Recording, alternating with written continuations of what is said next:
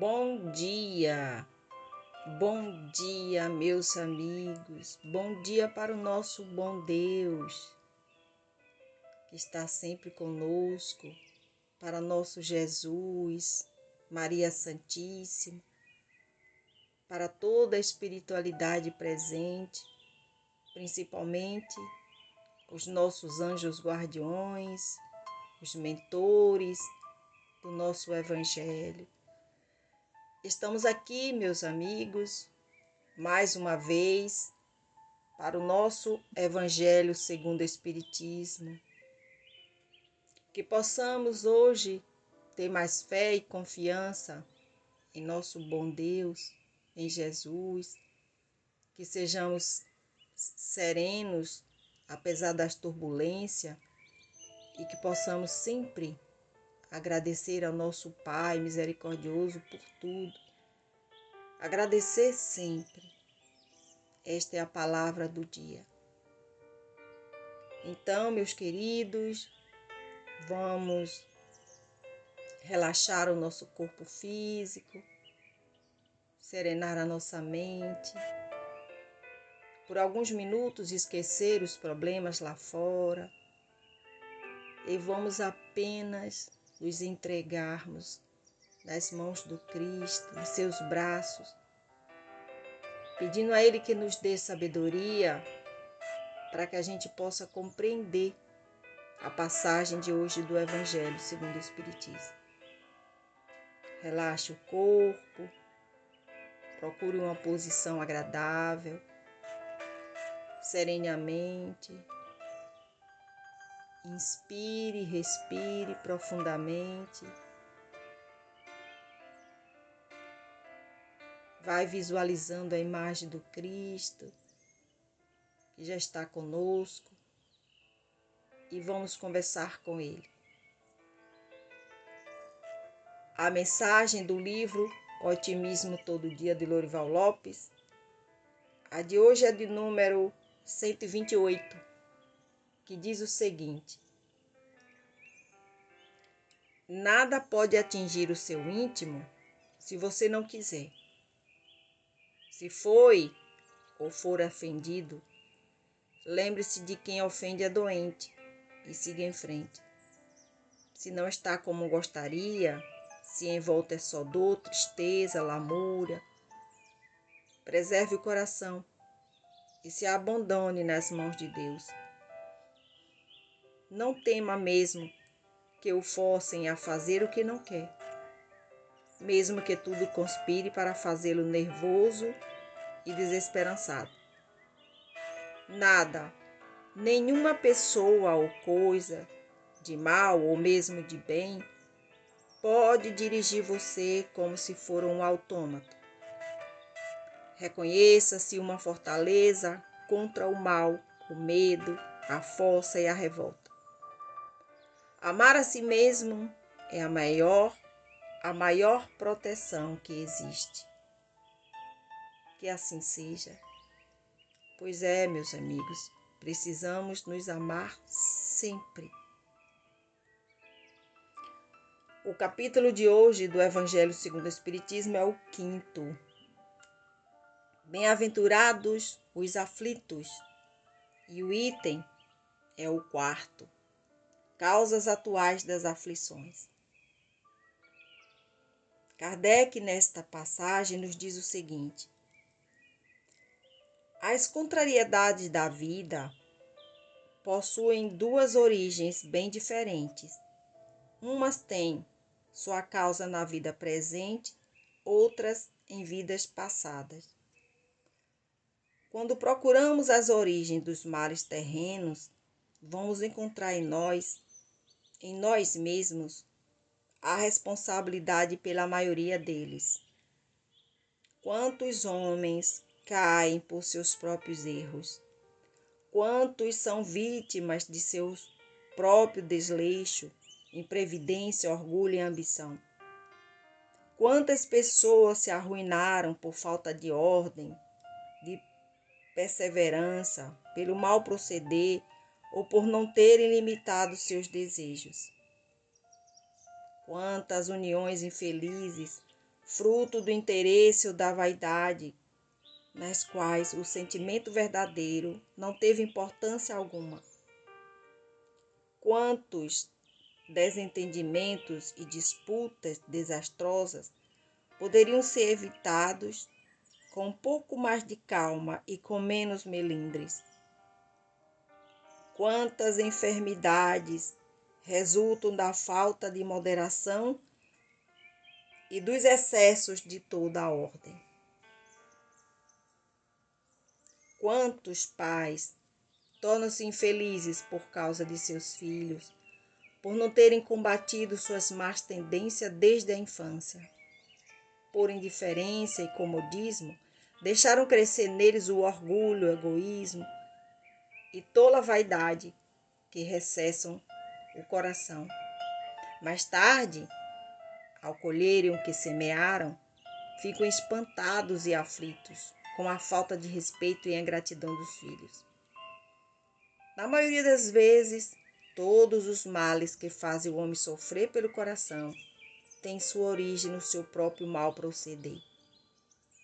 Ao examinar sua consciência, talvez ele possa dizer: se eu tivesse feito ou deixado de fazer tal coisa, não estaria agora nesta situação.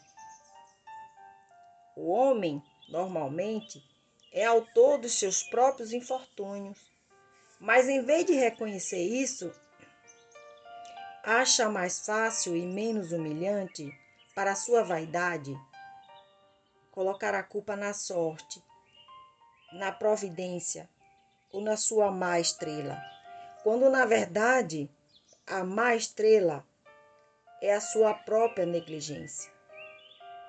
Os males dessa natureza constituem seguramente a grande maioria das contrariedades da vida, e o homem os evitará quando trabalhar para seu aperfeiçoamento moral e intelectual.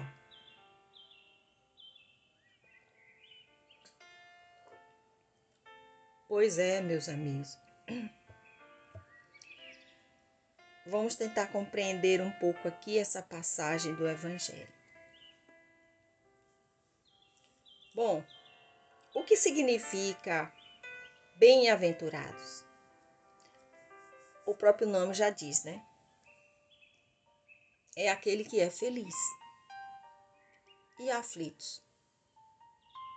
Também é aquele que está passando por um sofrimento, que vive preocupado, inquieto, angustiado, passando por algum tipo de dor, seja física ou emocional.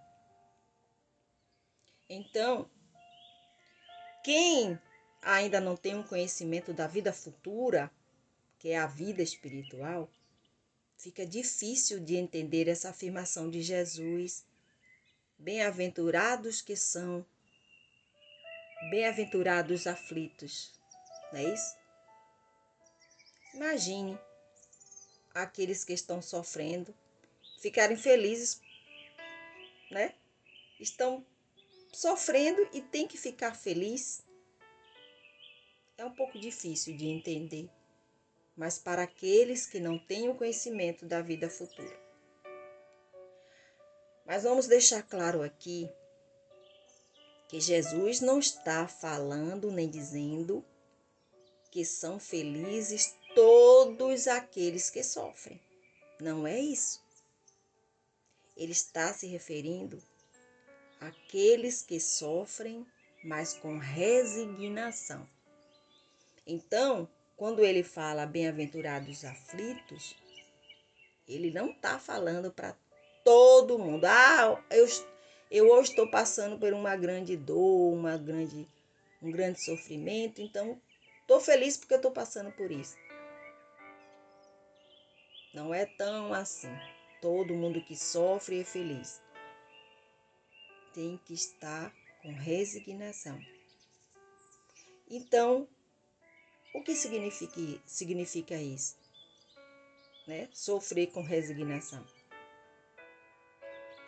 É porque quando a pessoa sofre com resignação, ela já consegue entender que o sofrimento é um mal necessário, né, para purificar a sua alma. E Deus, que é a suprema justiça e bondade, ele não permite que ninguém sofra sem merecer. Tudo tem um porquê na vida. Nós estamos aqui para passarmos por provas e expiações. E muitos desses sofrimentos servem como prova para adiantar a nossa evolução espiritual. Então, a doutrina espírita, que é tão consoladora, ela nos faz compreender o porquê de tantas aflições, mostrando a origem de cada uma delas, de cada um de seus sofrimentos. Então, ela nos mostra que há aflições que têm sua causa na vida atual, né? Causados pelo orgulho, pela ambição. Por isso que muitos de nós, dos nossos sofrimentos, são causados por nós mesmos, pelas nossas escolhas erradas. Nós precisamos sempre nos interrogar, nos perguntando, diante de um espelho, será que eu consigo me enxergar como realmente eu sou?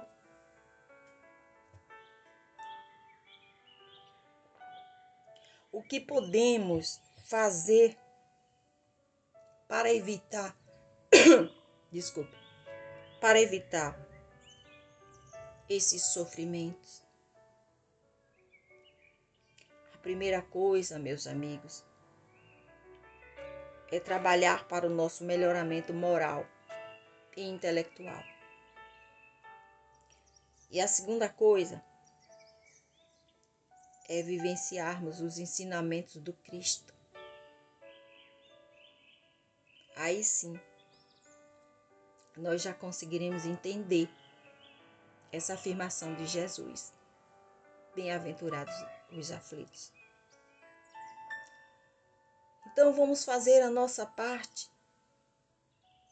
Vamos sofrer com resignação, sabendo que Deus não abandona nenhum dos seus filhos, que está sempre conosco e que tudo passa. Vamos fazer a nossa parte, que Jesus, o universo, vai fazer a dele. Vamos agradecer a Deus sempre. Agradecer por tudo que acontece em nossa vida, seja algo bom ou ruim. Amado Mestre, nós te agradecemos, Pai, pelo Evangelho de hoje, por tantas coisas que o Senhor nos dá e que na maioria das vezes não conseguimos compreender e entender. Que o Senhor nos dê força, coragem, fé e resignação sempre. Aumente a nossa fé. Entregamos em tuas mãos o dia de hoje. Que o Senhor o abençoe a cada um de seus filhos, principalmente aqueles que ainda não vos conhecem. Derrama sobre cada um de nós a tua bênção, a tua luz, a tua paz. Tem misericórdia daqueles que se encontram em aflições, aqueles que estão vivendo na guerra, aqueles que estão passando por aflições graves, aqueles, Jesus, que já desencarnaram, mas ainda não encontraram a luz. Que a tua luz possa mostrar o caminho para eles. Entregamos em tuas mãos a nossa alma, a nossa casa física e mental, a nossa família, amigos, parentes, vizinhos, o nosso planeta, os nossos inimigos, encarnados e desencarnados, e também os nossos entes queridos que já se encontram na pátria espiritual. Nós só temos é que agradecer mais uma vez por tudo, Senhor. Esteja sempre conosco, hoje e sempre. Que assim seja. A reflexão final de hoje, meus amigos, o tema é a hipocrisia da perfeição do falso cristão. Jesus narra em uma das suas parábolas que certo homem muito devedor vai ao seu senhor, que ele emprestará uma boa quantia. E lhe suplicando perdão de sua dívida, o mesmo lhe concede, e voltando esse homem para sua casa, encontra um devedor que lhe deve uma pequena quantia. E o cobrando, o mesmo lhe pede perdão e misericórdia. Mas ele se lança ao pescoço do devedor, com ira, a cobrar-o sem nenhuma compaixão.